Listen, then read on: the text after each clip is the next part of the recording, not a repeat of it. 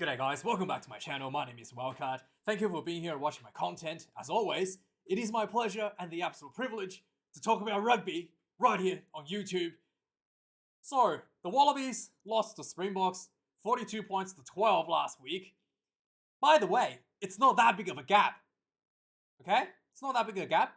And the Wallabies is looking to bounce back this week against Argentina. Whilst Argentina did also lose to the All Blacks last week, the second half definitely played much better than the Wallabies did, and Argentina actually won the second half on the scoreboard over the All Blacks, which is always a, magnificent feat. And yes, so going into this weekend, sweeping changes were made for both teams, in fact, and Wallabies at home in Sydney. This is going to be tough for Argentina to win, but who knows? Who knows which Wallaby team is going to show up? Last year, the Wallabies looked pretty dominant in the first game and then getting absolutely destroyed in the second game by Argentina. So, yeah, who knows what's going to happen? We have to wait and see. So, going to this game, there's a bit of a story between the coaches. Obviously, the Wallabies are coached by Eddie Jones and Argentina is coached by Michael Cheika. And both of these fine exports of Australia has come out of this little club called Randwick Rugby. And yes, both of them play for this club and in Sydney. So once again, it's the old mates battling against each other as head coaches. Michael Cheika, when he was the head coach of Wallabies, played England 7 times. 7 times. And Michael Cheika lost every single one of them, including the Rugby World Cup quarterfinals. I think it was quarterfinals. Quarterfinals. Quite brutal. And Michael Cheika was, really angry about the kicking game, and that was the end of his career with the Wallabies. And whilst in charge of the Argentinians, Michael Cheika had one game against England at Twickenham. That was last year, where Argentina won by 1 point over England, which was one of the worst performances in the history of England rugby at home. And England really had everything going for them, but was not able to seize the opportunity to close out the game, allowing Argentina to slowly but surely chip away the lead and then finally taking the lead and sneaking out a win. So Eddie Jones was not happy about that. And Eddie Jones will still remember that going into this game because this was November last year. So yeah, it's yet to be determined whether or not the team Eddie Jones is going to have the same sort of luck against Michael Cheika when he's in charge of England. But we shall see. This is a big unknown for both coaches, the sort of strategy they're going to be bringing out. And obviously, let's talk about him in a minute. The recent results for both teams overall has been quite close in recent years. The Australia had a bit of a dominance in 2021, where the former head coach, what's his name?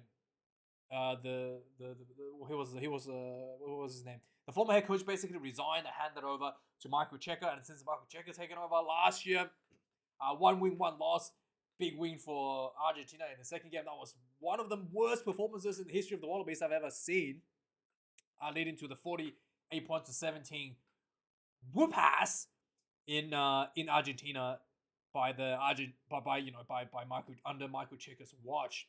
So yeah, that is definitely something to consider. The Michael Cheika factor, the coaches, how they have changed things up a little bit, and how this game is going to perform is a little bit hard to determine who's actually going to come out of this one. The weather this weekend is going to be in Sydney, quite nice weather. Of course, it's Sydney. It's always good weather. What do you expect? And then we've got the referee, Jaco Piper of South Africa. He is, I think he's actually quite good, to be honest. He's getting better. He was having some issues. I thought he was a little bit inconsistent last year, but he's definitely much better this year. He's been given a few opportunities at the big test matches. He's had the European Championship finals, and and he's been the World Rugby has been giving him a lot of opportunity to perform. So this is another one of those games, and I think he's going to be just as good as we would expect of him. And then finally, but then again, this is a South African referee, so there will be it'll be pretty strict. So if any he's definitely not going to skirt the yellow card threshold by any means, and he's gonna just he's gonna be pretty strict on any sort of penalties and high shots to the head, and he will not be hesitating giving out those yellow cards. So yes, let's have a look at the lineup. Both teams, like I mentioned, has been made sweeping changes across the board. This Wallabies team is the team that I thought probably would have been the one. Like this is the team that I kind of was expecting to be something that looked like this team going into South Africa.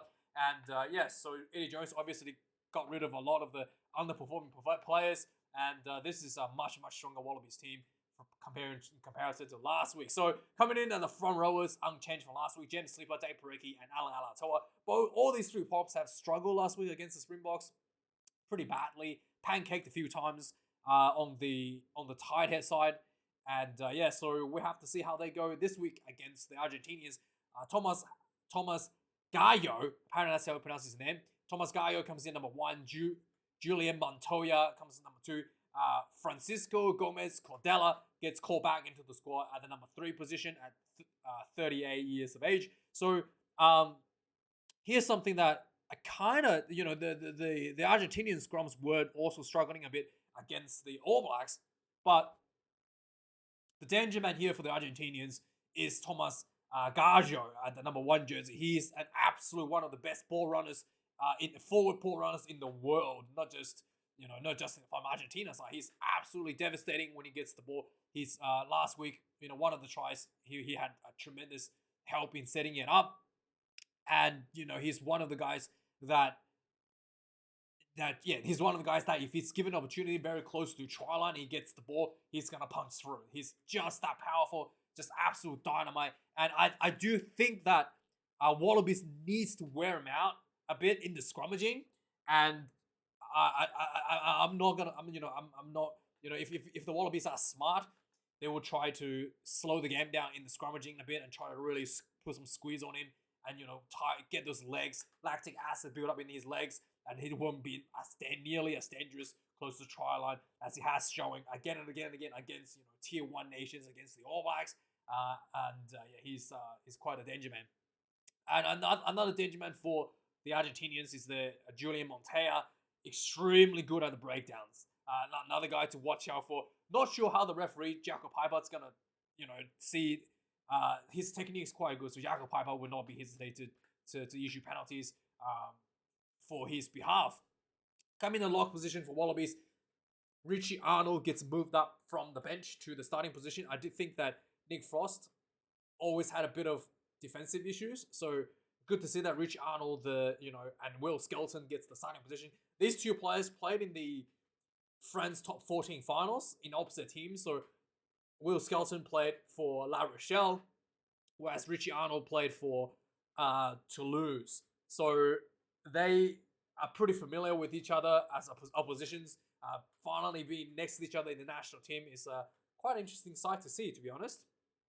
For the Argentinians, Matias Alemano comes in number 4, and Thomas Lavanini comes in number 5. Thomas Lavanini, one of the guys that always give away a lot of penalties, but he did pretty well last week, not giving away too many penalties.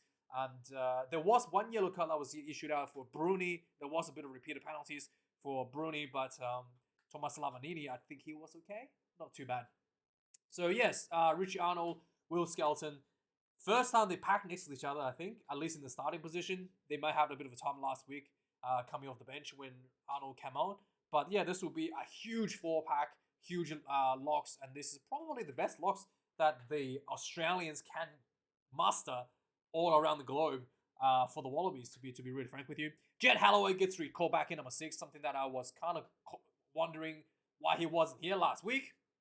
So Jed Halloway had been pretty good for the Wallabies out of the 6th jersey, played as an additional lock as well, so he can fill in for the lock. So a very safe third liner option. He's up against Pablo Matera, the Argentinian number 6, and Fraser McWright comes in for Michael Hooper, something that I was a little bit surprised on. Fraser McWright has been okay for the Reds, bit of a discipline issues as always, but Fraser McWright definitely has a very bright future in front of him. Should he be given a lot more time? He's very, very talented. He just needs time to polish up his gameplay. Santiago Godona comes in number 7 for Argentina. Finally, number 8, Rob Valentini, and Juan Martin Gonzalez gets the number 8 jersey. Rob Valentini, I thought his game last week was a bit quiet. He really didn't get too many didn't really create that much space carrying the ball hard like he did for the Wallabies in the past last week. And yeah, so hopefully we'll see more of his involvement this week against the Argentinians. Coming in the back line, we've got Nick White, number 9, Gonzalo Bertrano, number 9 for Argentina. I was surprised that the Wallabies, Eddie Jones, hasn't opted in to just put in McDermott at number 9 for a bit more pace and a bit more flair out of the 9 position, because Nick White is more of a traditional style of gameplay there. Number 10, Quade Cooper, I thought he was brilliant for like the first 20 minutes last week, and then he kind of just really finding himself around the rocks. That was a big issue for the Wallabies last week. A lot of the backs were out of position and lingering around the rocks, cleaning out. And that's really shouldn't be our backs issue. Like the forwards really should have been more active in getting those positions, those high positions, and freeing up the backs to defend out wide. Quade Cooper was in the rocks a lot. He was marking the pillar and post positions like he's a prop forward. I don't know if he's got like defensive issues. I don't know if he's got any sort of, maybe he's there could be a thing that he's been injured for a while, that he may not be that confident tackling people in open space, so he might be just finding himself in those tight positions like subconsciously because of that. Could be the case, but I really want to see Quay a bit wider and leave those tight positions to the forward pack. Marika Parambedi comes in number 11 for the Wallabies. I thought his performance last week was pretty average. He did score that try at the start. Outside of that, he really was a bit average. Samuel Karevi only had a second half to come on in a sinking ship already, so really didn't get much chance to shine.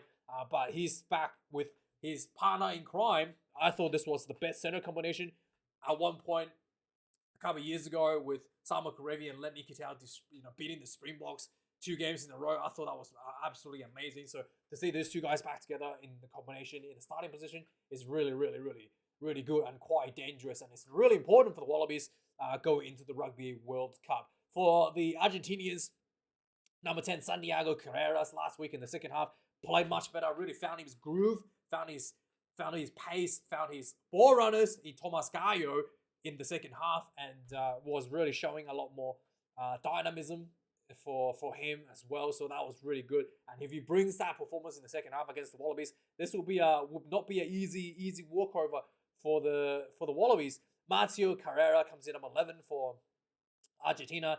Jeremiah De La Fuente comes in for number 12 in his inside center position, a veteran now for the Pumas. Lucio Senti comes in an outside center, a bit more youth, a bit more speed for the outside center position. And going to the last 2 spot now, Mark Nwankani-Tawasi. Yes, that's how you pronounce his last name, Nwankani-Tawasi. Sean Maloney learned, that's how you pronounce his name, mate. And for the whole season, Sean's been pronouncing his name incorrectly. But, I digress. That's Australian rugby for you. Sean Maloney is a commentator, by the way. He's been calling his name wrong for the whole season. Nwankani-Tawasi comes in number 14. Rodrigo Isco comes in at number 14 for Argentinians. And finally, in the fullback position, Tom Wright and Emiliano Boffelli, both very good kick. I think Emiliano Boffelli has actually a better kicking game than Tom Wright. Tom Wright's kicking game is, I thought, average at best, but Tom Wright is really good at counter-attacking, probably better than Emiliano Boffelli. And we shall see how this match up. Tom Wright is more of a so the Argentinians might target him a little bit because Tom Wright is more of a ball runner than a ball kicker. In the reserves now, Jordan Alessi gets the number 16 jersey back for the hooker position. Angus Bell, massive return for the Wallabies. I'm actually surprised that Angus Bell isn't in the starting position, considering how poorly the scrums went last week for James Slipper. So Angus Bell has been injured for a while, but he's the best loose set prop in Australia these days. Very, very good in scrummaging and a good ball runner as well. Paul Fa'amausili comes in for the tight head position, coming off the bench. Just a massive guy for the Rebels, and again a really good ball runner for the Argentinians. Augustin Krivi scoring a try against the All Blacks last week comes off the bench at number 16. Nahul Tazar Caparo comes in number 17 for Argentina. Eduardo Bello comes in number 18 for Argentina, and the tight head position in the forward reserves. In the locks reserves, Matt Phillip returns to health for the Wallabies, which is really, really good, really important. Matt Phillip has been injured for a while and has been crucial for the Wallabies for under Dave Rennie's regime. Lucas Palos comes in for Argentina. And number 20, Rob Leota for the Wallabies. And Rodrigo Bruni gets dropped to the bench after getting a yellow card last week. Gets dropped for the bench for the Argentina. Now, here's an interesting decision for the Wallabies by Eddie Jones. Wallabies has opted to play an extra forward on the bench. Trying to copy the Springboks with George Kemeny from the Rebels coming off the bench here, number 21. I thought if you're going to bring someone in, right, you want to bring an impact player off the bench, surely you're bringing Harry Wilson, right? An extra forward, Harry Wilson, big bad boy. He will come in and, big bad Queenslander. He will come in and really belt the opposition a little bit coming out of the second half, right? But yeah, he decided to go for another Rebels player, in George Kemley, giving him his debut. And honestly, there was another Rebels player I thought probably deserved this spot, but he might be injured. Not Kemley. There was another Rebels player. Anyway, I thought there was another Rebels player on the wing. I thought probably deserved the spot. Let's quickly have a look if we can find it.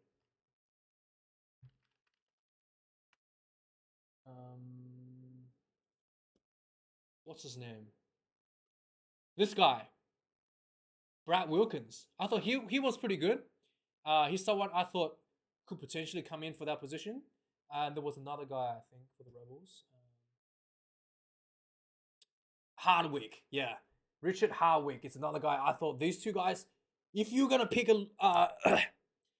someone to come off the bench as an impact, as an additional forward from the Rebels, these two guys surely deserve the spot. They were like outstanding for the Rebels, and the Rebels had a pretty poor season, and they were, like Hardwick, is like one of the highest try scorers for the Rebels last season, and I'm surprised that Eddie Jones, how much he loves the Rebels, did not pick these two guys. But anyway, just going off a bit of a tangent there.